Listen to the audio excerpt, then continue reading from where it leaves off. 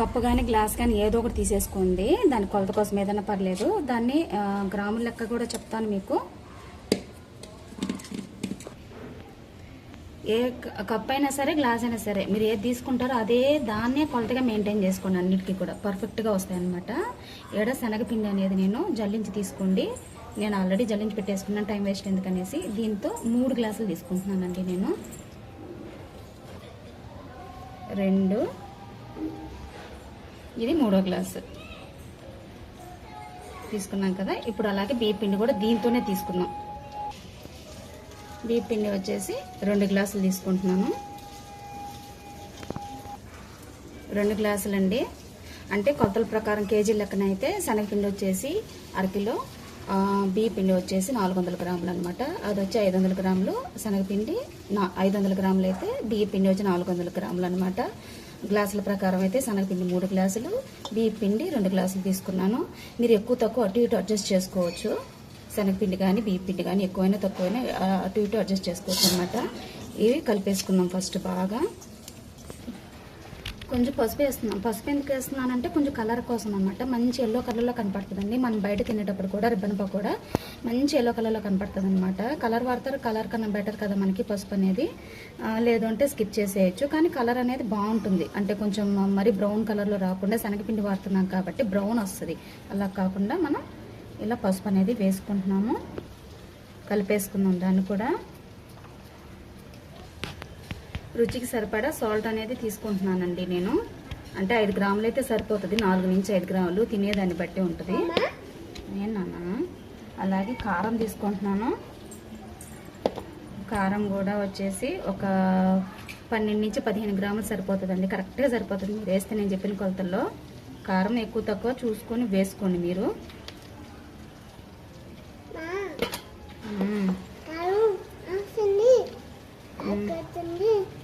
ఇలా కలిపేసుకుందాం. ముందు అన్నీ మిక్స్ చేసుకుంటే బాగా కలుస్తుంది పిండిలో.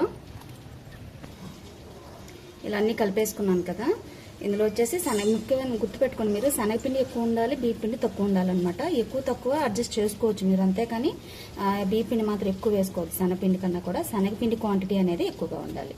ఇందులో చాలా ముఖ్యమైన పదార్థం ఏంటి అంటే ఎర్రగడ్డలు. ఈ ఎర్రగడ్డలు అనేవి ఈ మాత్రం పెద్దగా ఉండాలన్నమాట. పెద్ద సైజు ఎర్రగడ్డ తీసుకొని కట్ చేసి పెట్టుకొని మిక్సీకి వేసుకున్నాము. నేను ఆల్రెడీ చేసి పెట్టానండి. ఇదిగోండి మిక్సీకి వేసుకున్నాను. కానీ ఇలాగే డైరెక్ట్గా వేయొద్దు.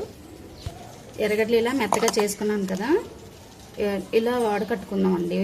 అంటే ముక్కలేమీ లేకుండా మనం పకోడా చేసేటప్పుడు, రిబ్బన్ పకోడా చేసేటప్పుడు ఏంటంటే అడ్డం పడుతుంది కదా రంధ్రాలకి, అందుకోసం అనమాట. అలా కాకుండా ఇలా మిక్సీకి ఇలా జల్లించేసుకుంటే బాగుంటుంది అనమాట. జ్యూస్ వస్తుంది, దాన్ని వాడదాం. ఇది లేకపోతే మాత్రం జస్ట్ మురుకుల్లాగే ఉంటాయి అనమాట. మునుగులాగే ఉంటుందండి. ఈ ఎర్రగడ్డల పేస్ట్ అయిపోతే మాత్రం చక్రాలు అంటారు కదా, ఆ టేస్ట్ వస్తుంది తప్ప రిబ్బన్ పకోడా టేస్ట్ అనేది రాదు.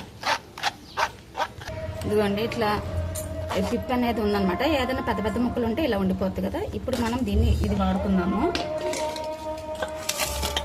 ఇందులోకి వేసేస్తున్నాను.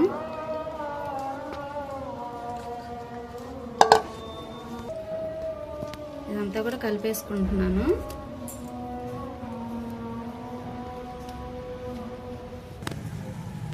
నేను ఇక్కడ వేడి పాలు అనేది వాడుతున్నానండి. 100 ml అయితే సరిపోతాయి. వేడి పాలు వేయడం వల్ల కరకరమంటే చాలా బాగా వస్తాయి అన్నమాట. వేడి పాలకు బదులుగా మీరు బటర్ ఉంటుంది కదా, బటర్ కూడా వేసుకోవచ్చండి. అలా వాడడం వల్ల కరకరలాడుతూ వస్తాయి అన్నమాట. లేకపోతే చాలా గట్టిగా ఉంటాయండి. చూసుకొని అడ్జస్ట్ చేసుకుంటూ వేసుకోండి. గబక్క నీళ్లు పోసి కలిపేసుకోవద్దు.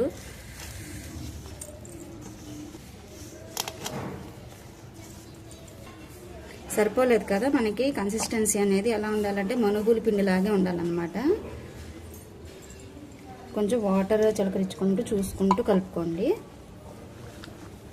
పాలు అనేవి మరి చల్లగా కాకుండా గోరువెచ్చగా ఉన్నప్పుడు, కాస్త వెచ్చగా ఉన్నా కూడా ఉన్నప్పుడే కలుపుకోవాలన్నమాట. మరి వేడిగా ఉన్నా కూడా ఏం పర్వాలేదు. బాగా క్రిస్పీగా చాలా బాగా వస్తాయి అన్నమాట, కరకరలాడుతా. కొంచెం కొంచెం వాటర్ వేసుకుంటూ కలుపుకోవాలి. చూడండి ఈ విధంగా ఉండాలన్నమాట. చూడండి మరి గట్టిగా ఉన్నా కూడా మీకు రిబ్బన్ పకోడా అనేది గట్టిగా వస్తుంది అనమాట. మీకు అర్థమవుతుందా ఇక్కడ చూపించేది? జస్ట్ ఇట్లా ఈ విధంగా ఉంటే సరిపోతుంది. ఇలా కవర్ చేసి పెట్టేసుకుంటాను దీన్ని. రిబ్బన్ పకోడాకి యాక్చువల్లీ నా దగ్గర ఉండేది మా పిల్లలు ఎక్కడో పోగొట్టేసినారండి. మా పిల్లకాయలు సన్నగా ఉంటుంది అనమాట, ఈ డిజైన్ లేకుండా. అది వాడుకోండి, ఇది కాకుండా. నేను లేక నేను చేస్తున్నాను అన్నమాట. ఉండేది చేసుకునేదాన్ని, అది పోయింది నా దగ్గర. మా పిల్లకాయలు ఎక్కడో పడేసారు ఆడుకుంటా. ఇది వాడుతున్నాను ఇప్పుడు. ఇక్కడ చూడండి, స్టవ్ పైన నేను డీప్ ఫ్రైకి సరిపడా ఆయిల్ అయితే పెట్టేసుకున్నాను. ఇదిగో పిండి ముద్దని కొంచెం కొంచెం తీసుకున్నాను.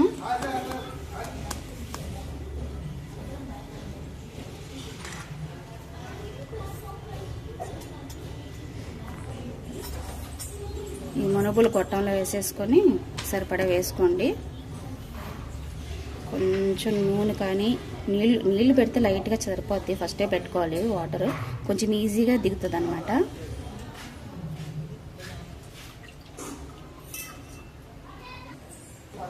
ఆయిల్ అయితే మంచిగా హీట్ ఎక్కిపోయిందండి.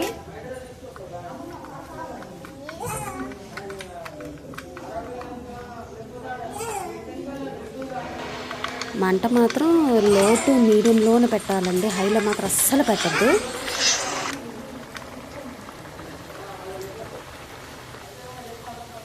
వెంటనే కదపకండి, బాగా హీట్ ఎక్కాలి. బబుల్స్ అన్నీ పోవాలన్నమాట. రెండు వైపులా కాల్చుకున్నాము.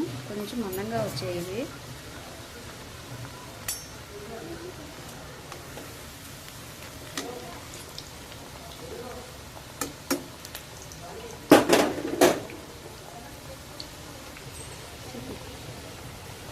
రెండు వైపులా కాలాలండి బాగా. చూసారా కలర్ ఎంత బాగా వచ్చిందో, అసలు బాగున్నాయి కదా. ఇట్లా అన్నీ కాల్చుకోవాలన్నమాట.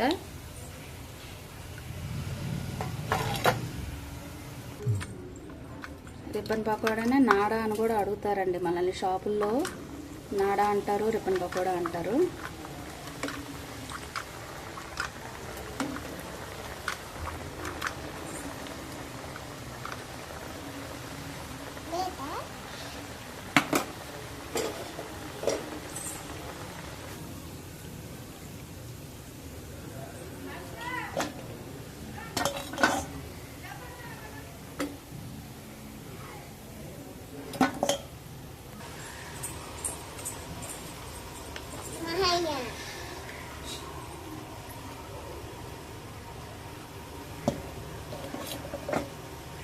అంతే అండి, అయిపోయినాయి రిబ్బన్ పకోడా. మీరు కూడా ట్రై చేయండి. ఎలా కుదిరిందో నాకు కామెంట్స్లో షేర్ చేసుకోండి. Thank you.